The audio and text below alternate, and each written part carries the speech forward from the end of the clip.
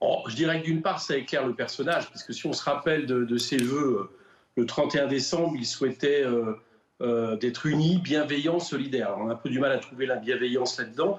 Donc c'est bon, voilà, c'est l'enfant roi, président de la République, qui, une fois de plus, affiche un certain mépris en réalité vis-à-vis du peuple, ou une partie du peuple.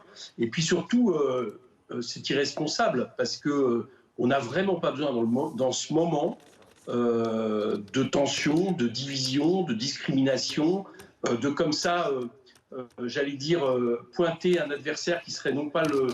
C'est d'ailleurs ce qu'on critique beaucoup dans la stratégie du gouvernement, non pas le virus, mais avant tout une partie de la population, une partie des malades, dont le tort serait de ne pas être, pas seulement vacciné d'ailleurs maintenant, parce que c'est pas suffisamment vacciné. Parce que je vous rappelle que avec le pass vaccinal, si vous n'avez pas fait votre parcours complet, vous serez considéré, comme il le dit lui-même, comme n'ayant pas le droit des citoyens. Bon, tout ça est quand même, enfin, est en dehors de tous les clous des libertés fondamentales, des droits du citoyen, de l'état de droit, et surtout affiche un mépris, moi, que je trouve considérable. Voilà, bah, c'est Emmanuel Macron, la vérité perce toujours.